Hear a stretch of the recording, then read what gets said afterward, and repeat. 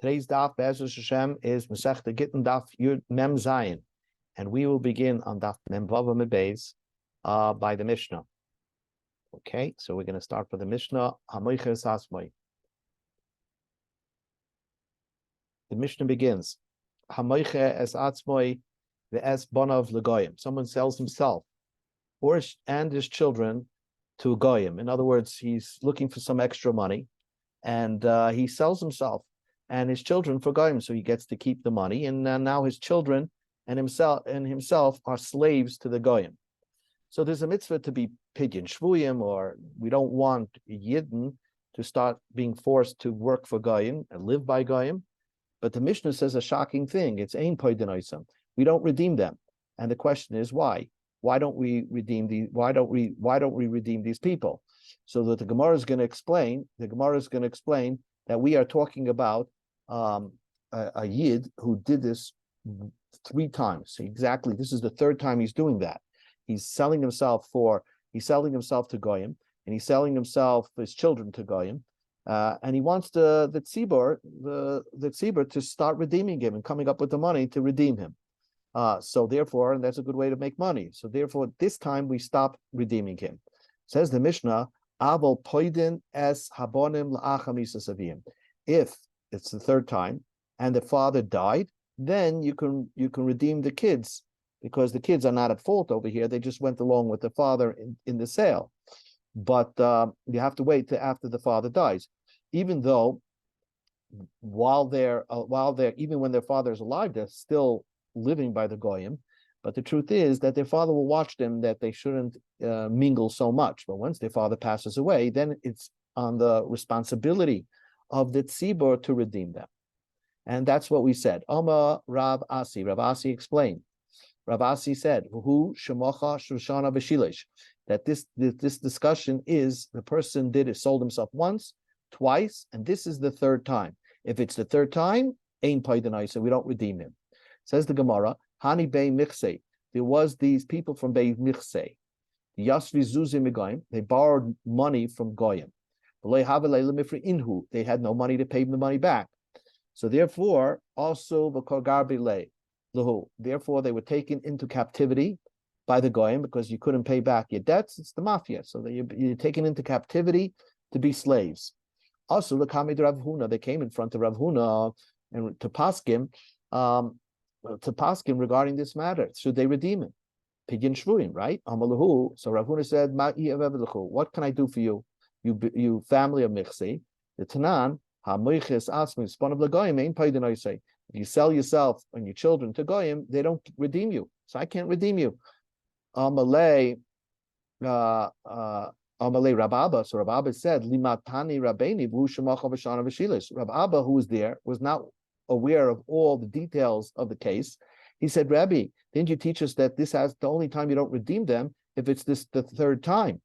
And it seems he thought it was the 1st time these people borrowed money from the Goyim and were taken into captivity. So Rabbi Abba came to their defense that we should set up a fund to redeem them. Amalei, so Rav Huna said, no, Hani Margala Regili Da'avdehacha. These people are accustomed to do something like this. So from the Gemara, it seems that this was the 3rd time that this Bei Michse did it. But other Mefarshim learned this was the 1st time the Bei Michse did it. But they know from experience with the Goyim that they borrowed from, that if they're not going to get paid back, they're going to right away take you into captivity. So they're very negligent in borrowing from such people. So even after the 1st time, when they do something so terrible, we don't redeem them. That's the Meiri's chiddush regarding this case. But most Rishonim learn that this was actually the 3rd time of Michse, and it's aligned with our Mishnah that you don't redeem if it's the 3rd time. Says the Gemara, Hu Gavra, there was this person, the Zabe Nafshe Ludai. He sold himself to Ludai. So Ludai is a very interesting people. These are people, Rashi says, Uma She'oichlin B'nei Adam. These people eat other people. It's very hard to understand that. Cannibalism, and or they would just sacrifice humans to their gods. So that's what it could mean. Also, so this man was sold himself to Ludaim. Perhaps he didn't know they offered to buy his body, and he said, "Okay, I'll sell you my body."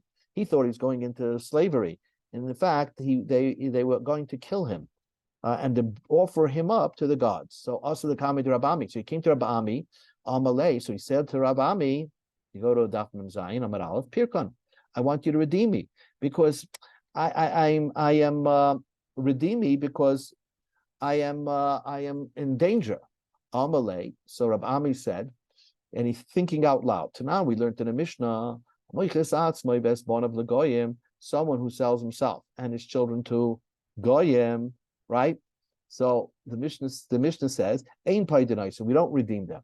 Aval paidin is a bona mishum kukula. But if after the father died, then we are redeem the children because we don't want the children to intermingle, become assimilated with the goyim. Fine, but we're very careful to redeem somebody, not to lose his spiritual Jewishness. The Kolshkein Hachan, certainly over here, we're going to redeem this person, even though it might be his third time, the Ika Katola, because now his life is at risk. Maybe in previous times he sold himself to slavery, we redeemed him, but that was a physical danger. Here, now he found himself in that was just a spiritual danger, but now he finds himself in physical danger because they're actually going to kill him. So therefore, Rabami said, I think we should redeem him. Amalei Rabban Rabami. So the Rabbanan said to Rabami, Hi Yisrael Mumahu. He's an apostate Jew. Because we see that he eats nevelas and treifis. He eats non-kosher. So we shouldn't force the tzibor to redeem this person. He's not a from Jew. Amalahu. So Rabami said, how do you know? Maybe he's eating because he desires to eat. In other words, not because he's against God and his laws. Maybe he can't afford kosher food, or he desires the non-kosher food, but he's not doing it because he doesn't believe in the Torah. So the Rabbanan said to him, there were many times there were witnesses that saw in front of this person they had kosher food and non-kosher food. And he stopped eating the kosher food and ate the non-kosher food. And he didn't have to do that. So it must be he's against the law that God gave to eat kosher food. And so he on purpose eats nevelos and treifas. So he's an apostate Jew. Lahachis, to anger God. So in that case, so now they told him what type of Jew this person is, a Malay. So Rabami said, Zil, go. He told the guy, go. Like Shavki the Efrakinach, they don't allow me to redeem you. My lawyers, so to speak, don't allow me to redeem you. I find out what type of person you are, and you're not the person that we can subject the tzibur to redeem. Says the Gemara, a story. Rish Lakish, this Rish Lakish. I'm going to learn pshat that this Rish Lakish, we should know before he became the great Amoyer Rish Lakish. Student and contemporary of Rabbi Yochanan, he was a great tzaddik, but prior to that, he was known to be a bandit, a vandal, and he killed people even. And in order to do tshuva, he practiced some sort of risk taking to see if God accepted his tshuva. So Rish Lakish, after we're going to learn pshat this way, Rish Lakish, after he was a great tzaddik, he did to test to see if God forgave him. Zabim nafshei lidui. He sold himself for these lidoi, and he put his life in danger that they were going to eat him. These lidoi are cannibals that would eat people or kill people and serve them up to their gods. So Shakal Bahadai took within him Chaisa v'Galgalta. He took with him a sack that's just an empty sack that looked like an empty sack, and it had a lead ball in it. Unknown, that it had a lead ball. It looked easy to carry. The Shlakish was a very strong person, so they didn't think that there's the people, these Ludai, didn't think there's anything in the bag. So it came time, and the Ludai are gathered around Rish Lakish, and they want to kill him. Rish Lakish says, Gemiri, the Yom Basa called the boy Minei Abdelay. The last day of this person's life, anything that he wants to do, anything that he requests, they're going to do. So his blood will be forgiven. In other words, even the Ludoi, they give you the last supper, so to speak, and they grant you last request before they kill you. So Rish Lakish knew that they're going to grant him one request before they're actually going to kill him. So Yom Basra, on the last day, Amalei, they said to him, Manichalach, what would you like to do? Now here, Rish Lakish is trying to tell himself, if I'm not saved, then really my tshuva was not 100% complete. But if he's going to be saved and not be killed, then Rish Lakish knew God totally forgave him. So Yom Basra for killing people. Yom Basra, the last day, Amalei, they said, Manichalach, what would you like, Rish Lakish? Amalu, he said, I would like one wish. Be'ina and continue. I want you to tie yourself up, and sit down. And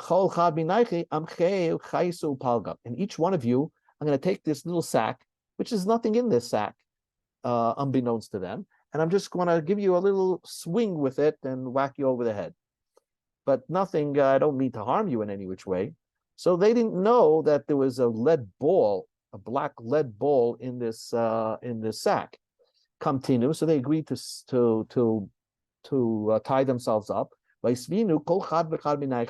each one of them sat in a separate room, and they said, "Okay, Shlakish, hit me," and then that's it.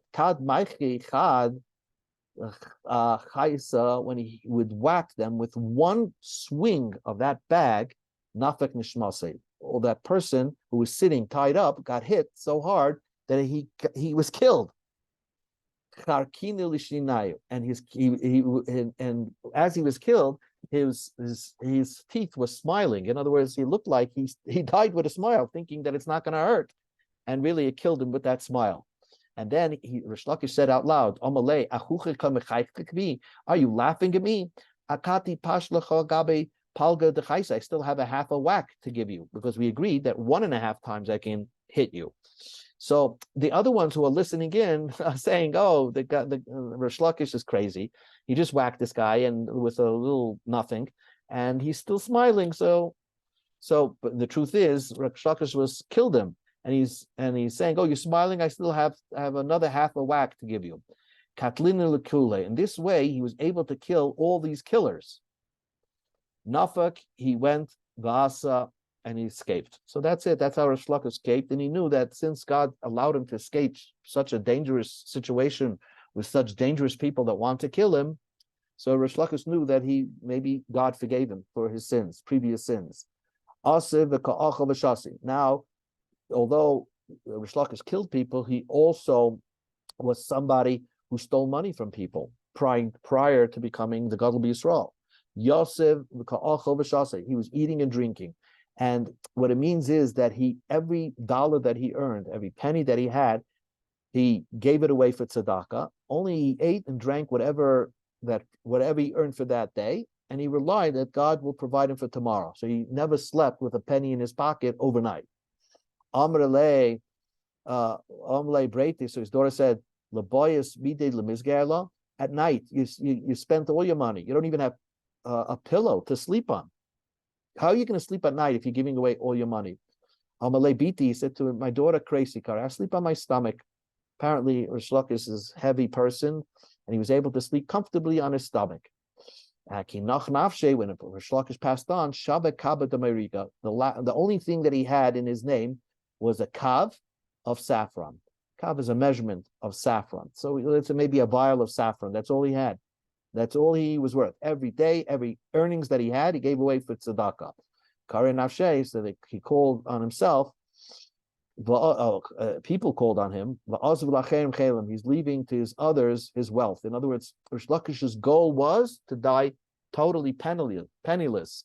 He didn't reach that goal. He almost reached that goal. He still had one kav of saffron, which he wasn't able to distribute. Anyway, this is the fascinating story about Rish Lakish. Next Mishnah. Mishnah continues. Someone sells his field to a goy. Now, he said, we don't want goyim to buy fields in Israel. So, and he sold his field to a goy. So, lekeach, lekeach umevi mimenu bikurim. The seller has to rebuy the bikurim from the goy. Let's say let's say you sold a pomegranate tree, a pomegranate orchard, whatever. And the first year that the fruits start coming out, you have to go over to the guy that you sold it to and force him to sell you, even if it's a high price, the bikurim, the first fruits of that field, and bring it and buy it back, and of course, and bring it and give it to a kohen. If they take an oilam, this would better the world, because if you know that you're going to have to do this, you're not going to want to sell your land to a guy, because it can lead to that you're going to overpay for buying fruits each year for the bikurim. So that was the way Chachamim prevented people from selling their fields to a guy. And in Israel, Amar Rabba said, "Afal pi she'ein kinyan l'goy be'aretz Yisrael." If a guy, there's no purchase that a guy does in Israel, lavkiyim b'dei meiser, that doesn't exempt the produce from meiser. So in other words, if a guy buys a field, the produce of that field, if a Jew buys it off him, he's chayiv b'meiser, because the holiness of the Eretz Yisrael is still in existence when the ownership of that field is in the guy's ownership. So the field is still chayiv in meiser. Shenema, because the pasuk says, "Ki li haaretz." God said, "Eretz Yisrael is mine." Li kedushas haaretz. To me is the holiness of this land. Aval, but yesh kinyan l'goy b'Eretz Yisrael lachbo by boris shichin u'ma'aresh nema shemaim l'shem v'haaretz nasan l'vnei adam. But a guy has a right in Israel to buy a non-plantable piece of property in order to create there a swimming pool or an open area where people wash their clothing, etc. Because the pasuk says, God, the heavens belong to God, and the earth was given libnei Adam, to people who are the sons of Adam Rishon, and Goyim are part of the sons of Adam Rishon. So the most important point over here is Rabbah held that if a gloy buys a nice producible land in Israel, it's still obligated to give maasros. We don't obligate the guy to give the maasros, but if a Jew would buy the produce off the guy, he would be obligated to give maasros. But Rabbi Lazar says,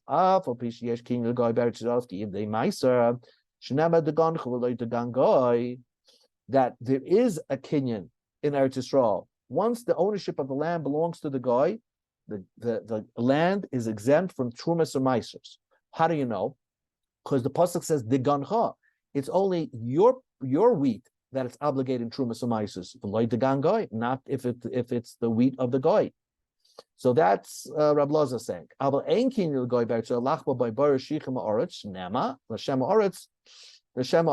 maybe that there's no obligation, there's no purchase, that the guy cannot purchase a land in Israel to use it to create a swimming pool or place to wash clothing in, because the pasuk says Lashem Aretz, or the Eretz Yisrael belongs to the Eibishter, Kili Haaretz, so you can't give it to a guy. But if you so Rab Lezer holds that though you can't give it a guy to create a swimming pool there or create a laundromat there, but you can sell a field. If a field is sold to a guy, that field is potter from Trumas or Maisus. That field is potter from Trumas or Maisus. So if a Yid will buy the produce from that land after the purchase by the guy, he would not be obligated to bring Trumas or Maisrus. He would not be obligated in Trumas or Maisrus. So the Gemara says like this: Oma b'may kami palgi. What is their argument? Mar Sava, Rav Lazar holds the gon chavalai the gan guy. The only tvua that's chayev in Trumas or Maisrus is if it belongs to you, not if it belongs to the guy. Mar Sava, but Rabbah holds the gimcha v'loy the guy. That what determines whether you're chayiv and maestris or not is if who is doing the gemar malacha, who is putting it together in a pile. Really, it doesn't matter who owns the land. If the Jew owns the land, the goy owns the lands, it could potentially be chayiv and maestris. The only time it is really chayiv maestris is only if the yid was the one that's putting it together in a pile, and at that point there's a chayiv, the obligation to give off maestris. But if a goy bought it and did that dig and piling it up, he was the one that did it, not as a messenger of the Yid, but as he did it because he now owns it. So then, if he's the one that puts it together into that gemar malach, that finishing job, that is the signal that it's obligated to for maestris. If the guy did it, it would be potter for maestris. Okay, so but one thing to remember, and this is the most important point. Rabbah held that if a goy buys a property in Israel, a field, at that field is obligated in Trumas or Maisrus. Amar Rabbah said, Mino, how do I know that concept? It's now we learned in the Mishnah, Haleka v'shicha v'peya, all these leka, shicha, and peya that shall goy, that belong to a goy, chayav meiser are obligated or meiser. Elam came hifker, unless you heard the goy made it hefker. What's this story over there? Hey Chadami, what is this case of this Mishnah? Lema, would you say, that the field belonged to a Jew? And who owns the leka chikapea? Well, a guy, a poor person, came into the Jew's field. He says, I'm poor, I'm collecting. And he collected the leka chikapea from the Yid. So then what do you need? Elam came hifka, that you need what did the guy do? After he collected the leka chikapea, he sold it to another Jew. So why would that next Jew be obligated a meiser unless the owner of the field made it hefker? Elam came hefker, hamifker b'kaimi. It's already hefker from before. It was hefker from earlier when the owner of the field gave set aside leka shekel peah, left shekel peah. He made it hefker for everybody. So what does this mean that it's chayiv ma'isa unless he was mafker? So what this Mishnah means is like this: the guy, the field belongs to a guy, and for some reason the guy became a from a guy, and he left off leka shekel peah. The Liktini Yisrael, the Jew, collected it. Now a guy is not obligated in leka shekel peah, so really there's not even matnas aniyim. It's not the gifts to the poor, which are exempt from trumas and maises. It's just produce from a goyish field that unless the guy was mafkirit, is obligated in maisa. So Talmud, they have gone, unless he was mafkirit, then it's part of a meiser. But if he didn't be mafkirit, chayiv, it's obligated meiser. So we see from here that if a goy purchases a field in Israel, it's obligated a meiser if the Jew is buying that produce. Answers the Gemara, loy, not so. The oilam the Yisrael, it belonged to a Jew. V'liktinu goy, and the goy collected it, and now the goy is selling it to another Jew. And the Amrit, your question was how mifker v'kaimei, but it was hefker from a long time before. So why does the Yid have to re-mafker that leka chikhopeya? He owned the field. He left leka chikhopeya. A guy pretended he was poor and collected it, and now sells it to another Jew. Why do you need the original Yid who owned the field to re-mafker that field? So Gemara says, need the mafker adaiti Yisrael, adaiti the goy, me mafkering. When a Jew leaves off leka chikhopeya, he's thinking that another poor Jew is going to come collect it. He didn't think that a goy was going to come take it. And because of that, if the goy comes take it, it wasn't hefker. If it wasn't hefker, it wasn't part of from Trumas and Maisers. Therefore, if the goy now turns around and sells it to another Jew, that Jew has to go back to the original owner of the field and ask him to remafker that leka chikhopeya, so he can enjoy the benefit of not having to take off Trumas and Maisers. Because if he does not, then he's going to be obligated to give off Trumas or Maisers. So now, let's Tashma, come in here. Yisrael shalokach soda megoy. Yisrael that purchased a field from a goy. Until the produce produced a third of its growth. That means the produce itself didn't grow a third of what it normally is supposed to grow. And the Jew who bought it sold it back to the goy after it already grew a third in the possession when it was a Jew's. So prior to it growing a third of its normal growth, it was sold to a Jew. And when it grew a third, when it grew up and matured and it grew a third, the Jew resold it back to a goy. So therefore, when did the obligation of Meiser happen? When it was in the possession of a Jew. It's obligated Meiser. Because it became obligated in Meiser when this produce was in the possession of a Jew. So nischayve and loy nischayve loy. It's only because it became obligated meiser when it was in the possession of the Jew. That's why it's chayv meisra. But if it became obligated in trumas and meiser while it still belonged to the guy, for example, it grew normally in the guy's possession. He didn't sell it to the Jew at all. From this Mishnah's mashma, from this Braisa's mashma, that it would not be obligated. in Trumas or Maasros. So this is a proof to Rab Laza that once a guy owns a property, it's not obligated in Trumas or Maasros. If he buys a property in Israel, you're not obligated to give off Trumas or Maasros. And says the Gemara, and here we're talking about Besuria, in Syria. Really, in Israel proper, if a guy buys a piece of land, he's obligated in Trumas or Maasros. But if he buys it in Syria, then we go lenient. Syria wasn't really part of Israel. It was mostly David HaMelech captured Syria. So therefore, it's Chayv and Maasros Drabanan. So therefore, once it's something belongs to the guy in Syria, it's exempt from Trumas or Maasros. So it's not a question against Rabbah. Tashma, another here. Yisrael v'goy shalako sada b'shutfas. A Yisrael and a guy purchased the field in partnership. So we go to Mem Zayin Amud Beis. Tevel v'chulin mu'ravin zebazab. Each grain is considered a mixture of tevel and chulin. In other words, chulin mu'ravin zebazab. In other words, divrei Rebbe, because since the partnership belongs to the guy's part is not chayv in Trumas or Maasros. So that's chulin. You could buy it and eat it. The yid's part is tevel.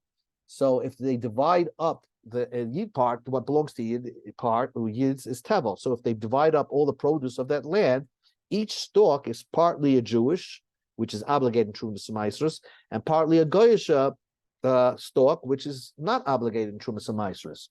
That's what Rebbe holds. And even Rab Shimon ben Gamliel says the same idea. Shel goy potter, what belongs to the guy after you divide up the land. So whatever they gave to the guy is potter from Maasros. Shel Yisrael chayev, and whatever belongs to the Jew is chayev. Clearly, both Rab Shimon ben Gamliel and Rebbe holds that whatever tvua is in the possession of the guy, he owned the land. He just was a 50% partner in this field. Whatever he owns is potter from Maasros. You just don't know. According to Rebbe, he has a partnership in each and every stalk. According to Shimon Gamliel, no. Once after you divide it and you separate it, then you say whatever the guy is the guy, and whatever the yid is the yid. Holds yesh breira. Once you clear it up, what belongs to the guy and what belongs to the yid, so it's very clear. The guy is his potter, the yid is chayiv. Marsova ein breira. According to Rebbe, you can't really clear it up, so each piece of grain of stalk is 50-50. But all agree, yesh kinyan guy beretz Yisrael lafkim and day meiser. Again, once again, you have a guy who purchases land in Israel. It's now exempt from Maasros. So this is a proof to Rab Lazar. And says the Gemara, Rabbi will say, this is talking about Syria against Syria. Syria anyway, Maasros was a Rabbanon. That when David HaMelech captured it, it wasn't considered like part of Kedushas Eretz Yisrael. That's why it's exempt from Trumas Maasros. But real Israel proper, according to Rabbah, even if a guy purchases a field, it's obligated in Trumas Maasros. Rabchia Baravim, Tashma coming here. From our Mishnah. Oh, look at this. You buy, someone sells a field to a guy. Lokeach, the purchaser, Lokeach, umaybe bekurim. The seller has to repurchase back the new fruits and bring bekurim. A yid sells a field to a guy. So there was a knas chachamim that now it belongs to the guy. You have to buy back the bekurim and bring it to the kohen. It may take an oilam because we want the betterment of the world. We don't want you really selling your fields to a guy. So what do you see from here? That really, if you don't buy it back, it's not obligated in bekurim. Only because to better the world. That's why it's a knas chachamim, but not really that it's a knas chachamim that we have to buy it back. But midaraisa, you don't have to buy it back, because if midaraisa you do have to buy it back, of course you don't even need the chachamim to tell you have to buy it back, because since this is an obligation on you, right? So if the guys still had the kedusha of the land, and you just gave him the kedusha, it's like you're giving him a collateral or something like that. But really, you own that bikurim that's going to come out of that field, and therefore you always remain obligated to bring the bikurim. But the Mishnah says, oh, your obligation to bring bikurim is only midrabanan. So we see from here that once the guy purchases it, the kedusha of that land goes off. That's what Rabbi Lazar said. Once a guy purchases the land, the kedusha of Israel goes off of it. Therefore, it's part from Meiser. So the Gemara, so our Mishnah seems to align itself with Rabbi Lazar's opinion. Says the Gemara, Rabbi Ashi said, no, state the Kanasava. There were two edicts. Really, when there used to be people who were strapped for money, they would sell their lands to a guy, and they would actually know that they would have to bring Bikurim their rice, and that they have to buy back the Bikurim from the people, from the guy. But it happened that people knew that I could sell it, and the sovereign Bikudush aside and they said they weren't buying back the Bikurim, or they were obligated, but they said, you know what, the holiness didn't go off, and I'm not going to buy back the Bikurim and let the guy hold on to this property, and the holiness of that land still remains. That's what people were doing. So they made an edict that they were not bringing it. So they said that the Rabbanan said that if you happen to have sold it, you don't have to bring it. So because the Kedusha still remains. But still, the people who didn't have enough money would actually sell their properties and let it stay by the goyim, and people were being lax about it. So there was a high percentage of people selling their properties to goyim, and they weren't buying back the bikurim. So they made a new rule that they should the tikkun oilam, that they should bring back and be misakin. They go back to the original way, is that they are obligated to go back and purchase from the goy the bikurim, in order to be like a deterrent that most people wouldn't want to do that and not sell their lands to the goy. Okay, so what you remember from this brisa is there an obligation when a goy sells, when a Jew sells his land in Israel to a guy, does the kedusha go off of it? That's what Rabbi Lazar says, and therefore it's part of Meisers. Or Rabbi says no, the kedusha still remains on that land, even though the new owner is a guy. New Gemara. Hamoich itma we learned, and we're going to do it just 2 more minutes, and then we'll stop. A person who sells his field just for the fruits. In other words, he sold his field to somebody, and he said, listen, the field belongs to me, but you can now take the fruits. Let's say he sold him that for the next 10 years, the fruits that come out of his fields are yours, but the field itself belongs to me. That person who purchased the fruits can actually bring the bikurim.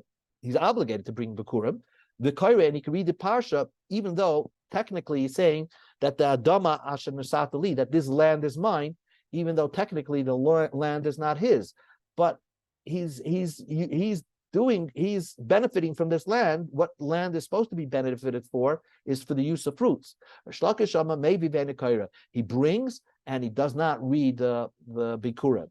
So the Gemara explains. Rabbi Yochanan, he brings bikurim and reads the parsha of bikurim. Remember, when you bring bikurim, you have to give it to the Kohen. Plus, you have to say a whole chapter, a few psukim, Arami Oivim Omi, and thanking Hashem for the Adama Shenasatali, this land that you gave me. So Rabbi Yochanan says, Kinyan Paris, when you buy just the fruits of the land, Kinyan Aguf, we consider it as if you bought the land proper. Rish Lakish says, maybe ve'ena kaira, you bring and you don't have to read. Kinyan Paris lav Kinyan Agufti, Dami. When you purchase something, it's not for the fruits, it's not as if you purchased the land. Again, so since you don't own the land, you cannot say the parsha of Bikurim, which says, thank you Hashem for giving me this land. So Rabbi Yochanan says you bring and read, and Rish Lakish says you bring and you don't read. Finally, the Gemara says, Eisvei. Rabbi Yochanan asked Rish Lakish, Uluvei Secha. The Torah says that if you're bringing if the field belongs to your wife, remember when your wife brings in a field, all you have as a husband have the right to eat fruits. And the Torah says over there, Uluvei Secha, Melamed, it comes to teach you, a person can bring the first fruits of his wife's field, and he could bring it to the base of Mikdash, give it to the Kohen, and he could read the parsha, even though technically he doesn't own the field itself. It's really the deed of the field belongs to his wife. So we see that even though you don't own the field, you own the fruits, you're obligated to read. Amalei, so Rish Lakish says, there is an extra pasuk that says only by your wife we make that